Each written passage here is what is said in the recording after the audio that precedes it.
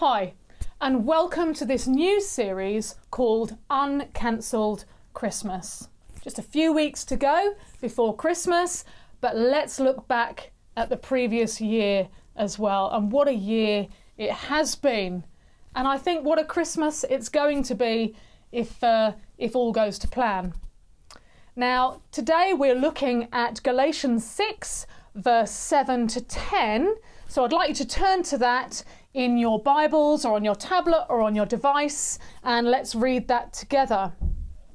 This is from the NIV version. Do not be deceived. God cannot be mocked. A man reaps what he sows. Whoever sows to please their flesh, from the flesh will reap destruction. Whoever sows to please the Spirit, from the Spirit will reap eternal life. Let us not become weary in doing good, for at the proper time we will reap a harvest if we do not give up. Therefore, as we have opportunity, let us do good to all people, especially to those who belong to the family of believers. Now that was the NIV version. I'm also going to read that from the Message. Do not be misled. No one makes a fool of God. What a person plants, he will harvest. The person who plants selfishness, ignoring the needs of others, ignoring God, harvests a crop of weeds. All he'll have to show for his life is weeds. But the one who plants in response to God, letting God's Spirit do the growth work in him, harvests a crop of real life, eternal life. So let's not allow ourselves to get fatigued doing good. At the right time, we will harvest a good crop if we don't give up or quit. Right now, therefore, every time we get the chance, let us work for the benefit of all, starting with the people closest to us in the community of faith. Now that's from Galatians 6, verse 7 to 10. We're also going to reflect on Paul's thoughts from Galatians 2, verse 10. He's just about to be sent out with Barnabas by James, Peter and John, and they're being commissioned to talk to the non-Jews about Jesus. But one of the things that James, Peter and John add as they go is all they asked was that we should continue to remember the poor, the very thing I had been eager to do all along. Now, this year has been radically different to, I think, what we expected in January 2020. February brought us the massive floods into Colham. The whole building was shut down because of the flooding, and then we moved straight into COVID-19, a worldwide pandemic. And the way we work here, the way that everything is delivered through Barnabas had to change radically. A whole rethinking had to take place. Unfortunately, things like Barney Tots, Cafe Plus, because of COVID-19, had to stop, and because of all that social distancing that we have to do.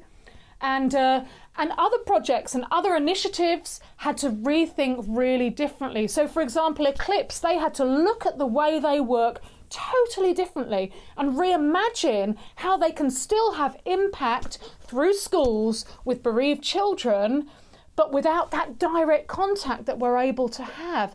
And the same thing, we had to do this within Food Bank Plus as well. We had to look at how we could deliver our services in this new world of COVID-19. And I would just like to say thank you to all those people who've been involved in the stuff that BCP does, in their flexibility and their reimagining of their daily workload, because it has had to happen really, really differently.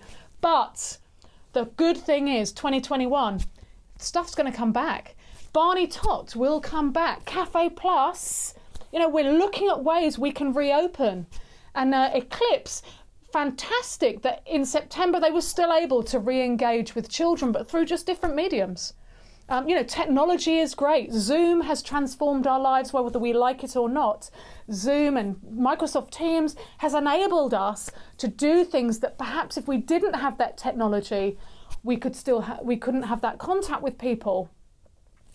But what we're going to do is think about these passages, reaping what we sow and doing good, but in the context of remembering the poor. So before we start that, what I want to do is think about the fact that when you reap something, you have to have sown it. We are a county of farmers and gardeners. We've got our own 360 back garden here that I often see people working in the back, whether we're running it or not. Still needs to be looked after. And we know that as gardeners and farmers that we need to care for the soil. There is a process that we go through when we are sowing and reaping. And if we don't actually go through that process, we're not going to be successful in our reaping of our crops. We also know that if I put a potato in the ground, a broad bean is not going to grow. If I put carrot seeds in the ground, I'm not going to get potatoes the other end. I also need to consider that if I have a plot of land and it's hard, stony soil, it's very silly putting carrot seeds in because they're not going to grow properly. Even if, if I manure it well, the carrots are not going to grow. What I need to do is put potatoes in there, manure it, the potatoes break up the soil, and then next year I can put carrots in. But what I put in comes out the other end. So if I am selfish, if I am mean, if I am lazy, that's the outcome. Good stuff doesn't come out from me being lazy, from me being spiteful, from me being selfish. Nothing good can come from that. Doing good is a starting process and an ending process. It doesn't change halfway through. You reap what you sow. Now, when you Google that phrase, it's really interesting what comes up. So lots of different things come up, and it can be things like, you reap what you sow, what you put in is what you get out. Bad things come and bite you at a later stage, and lots of stuff about karma. But actually what we're talking about here is doing good. That if you do good, and if you're persistent in that, and if you have time to do that, and if you are consistent in that, good stuff comes out the other end. But we want to remember that in the context of remember the poor. Now, so before we go on to what is doing good and how can we do that, I want to talk about what is poor. What is poverty? And I think in the first instance, we normally think of poverty as a monetary poverty. It is when I don't have enough cash in my pocket to pay for what I need to do. Obviously, none of us use cash anymore because we all use our tap cards, but it's not enough money on my card to tap when I pay for my shopping. It is not enough money to pay my rent, so I'm at risk of eviction. It is not enough money to pay for my car loan, and so therefore I have my car taken away and therefore I can't go to work anymore. It's not having enough money to buy my child a school uniform in September. We were working with a lady in Shrewsbury Food Bank. In September, she was referred by a local school and she didn't have the money because of the situation with COVID-19 to buy her 3 children's school uniforms. And so the school had offered her to rummage through the lost property to see if she could just get enough to provide them with a school uniform each. I mean, as a parent myself, I think I would have probably wept on the floor having to do this. The indignity of rummaging through lost property to provide my children with a school uniform. And so what we were able to do, through the generosity of our donors, actually, who were giving us gift vouchers, we were able to purchase 3 sets of school uniform for each child. They were brand new and they were presented in the original packaging and the bag straight from the shop. This was overwhelming for this particular mum, and the dignity that came with that. But she didn't have a choice in that situation because she didn't have the finance. That is monetary poverty. There's also a second poverty, which is poverty of opportunity. It's not being in the right place at the right time. It's not having the right skills because you perhaps went to the wrong school, or you didn't make quite the right choices for college, or you just didn't get on because you didn't engage particularly well because of whatever reason. Or it's not knowing the right people. It's not knowing the right person to get you that job that you're perfectly capable of doing, but you don't move in the right circles. And your CV doesn't quite fit. That's poverty of opportunity. Not being in the right place at the right time and knowing the right people to move around and perhaps fulfill your potential. But the most devastating poverty, as we consider this in the context of doing good, I believe is relational poverty. Relational poverty is what most of our 360 clients experience. It's not monetary poverty. And I feel really quite strongly, actually, that it's probably the most devastating that anyone can experience. Monetary poverty, in the end, with a lot of hard work and hard graft, can be resolved through budgeting or through improved employment or through improving your income or reducing your debts.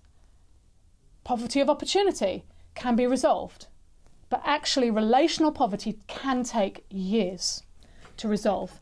It's where I do not feel I belong. I do not feel I have family, whether that's literal or metaphorical. It's where I do not feel I have a voice because I am not worthy to have a voice. No one listens because why would they listen to me?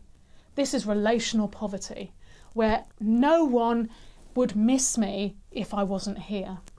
And that's a really sad place to be. And they're the type of people that we work with in the context of 360 very often. People have no one else. So remembering these three types of poverty, okay, and doing good, but remembering the poor, what I'd like to do is think about how do we do good? How, in the context of reaping and sowing, can we do good? So when we're planting, there are 5 things I think that are the key things that we need to remember. There's an awareness of what we need to do. We've got to have some level of knowledge if we're planting and growing. A farmer doesn't just think, I'm going to chuck this seed in the ground and see what happens. He or she has an awareness of what they have to do. If you're a sheep farmer, you've got to know how to look after sheep. Otherwise, your sheep are going to get sick and they're probably going to die, because sheep want to do 2 things. They want to escape or they want to die. And so to be a successful sheep farmer, you've got to make sure they don't escape and they don't die. We've got to have the right environment. When we're planting, we've got to have the right soil. You plant potatoes in well-manured, hard soil to break up that soil, or well watered, otherwise they don't grow. You can't plant carrots in the same soil at the same time because they won't grow. The environment has to be right. And we have to then nurture. We need to give our plants water and light in just the right amounts, and we have to give time. The key thing is that when you plant a seed, it doesn't bloom, grow, flourish and produce fruit immediately. There is a period of time that takes. So let's think about doing good in that context. There is an awareness of what we need to do.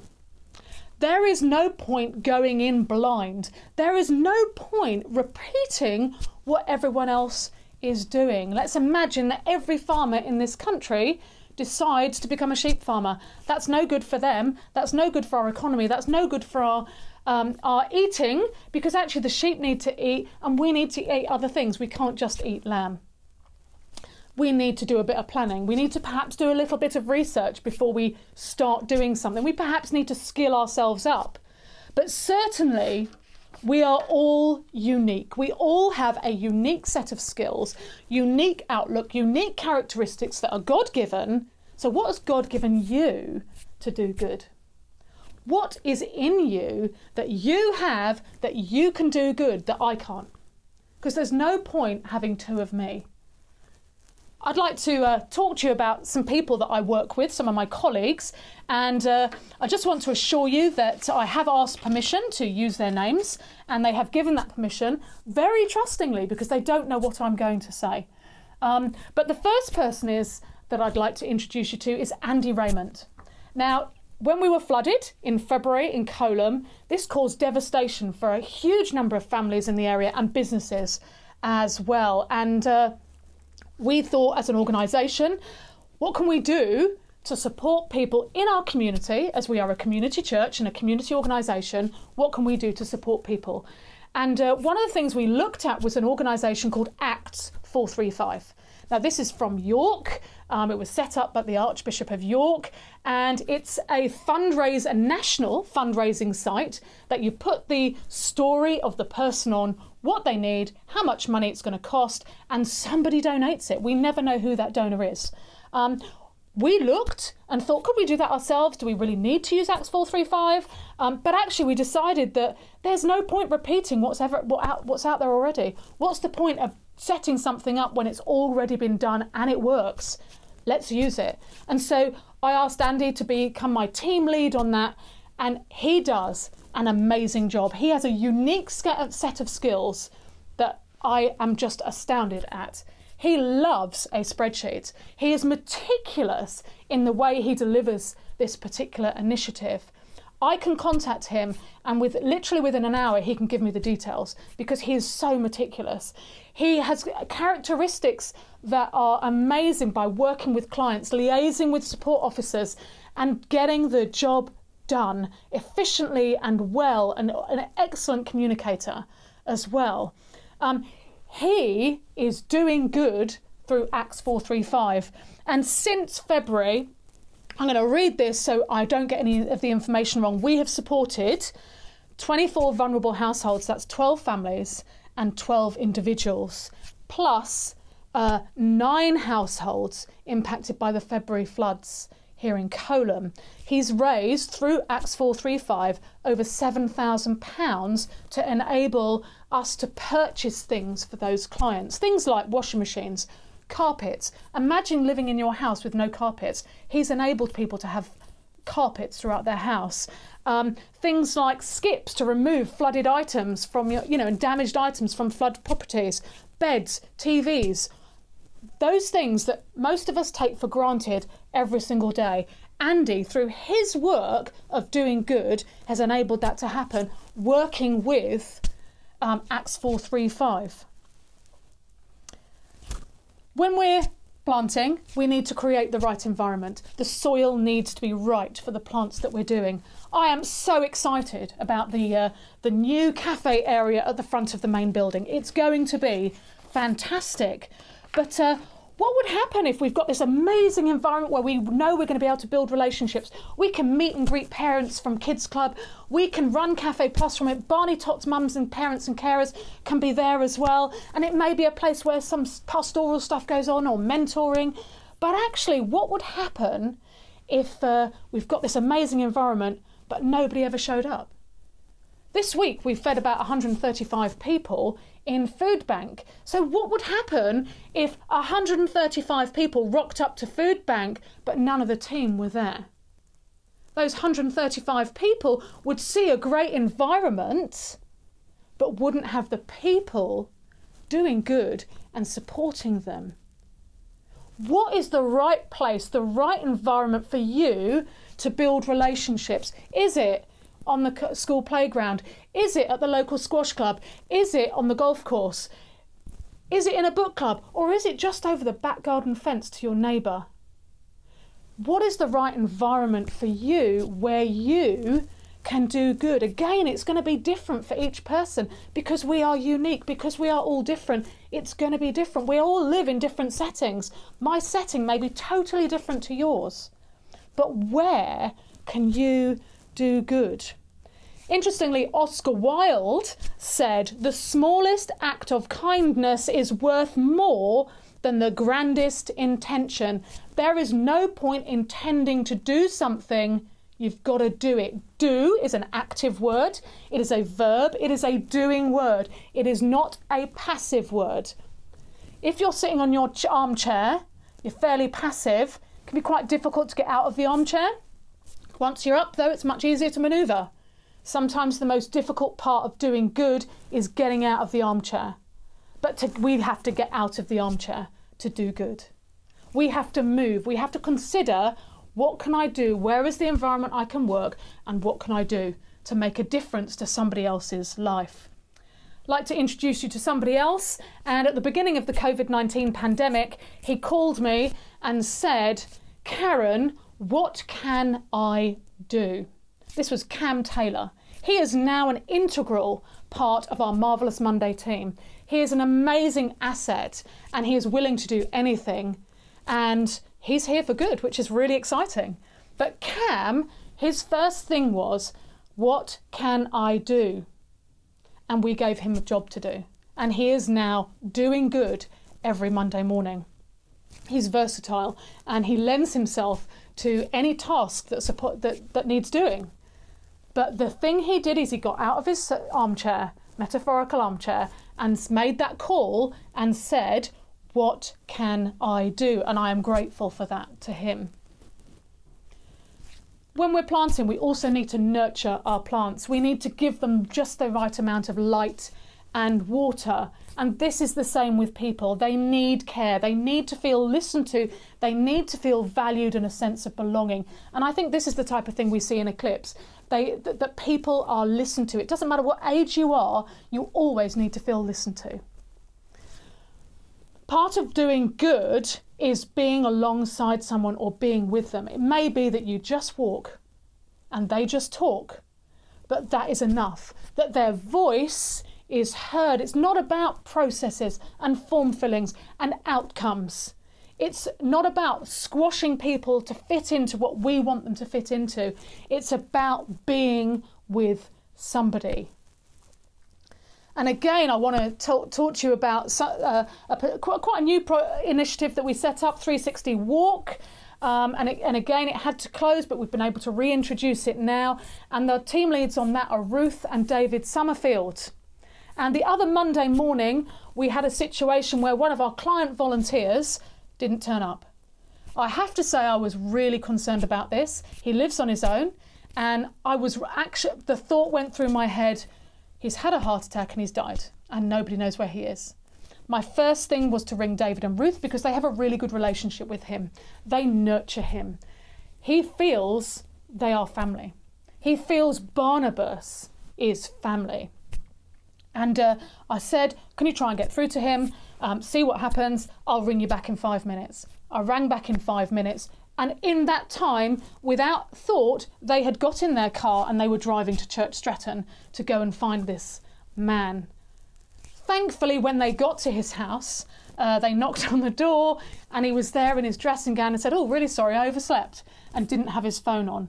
However, you know, he knows that we care, that specifically Ruth and David care for him and they nurture him, and he is family. And he has a sense of belonging, and this is that relational poverty we were talking about. He belongs, and he knows he belongs. And yet when he first started with us, there was a real lack of belonging and a sense of worthlessness.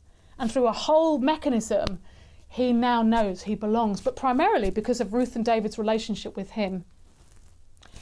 When we're planting, we need time.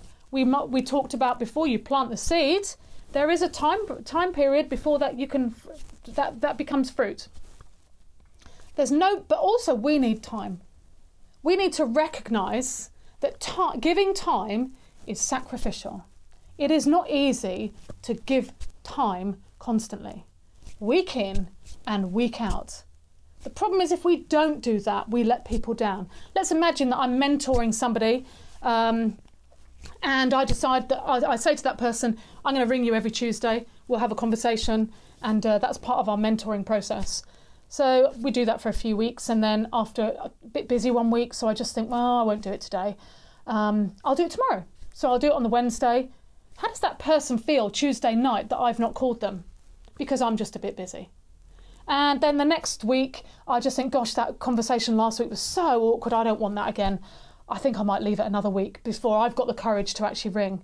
How does that person feel when I don't bother ringing for another week? And then my life just becomes so busy that actually it just goes off my radar.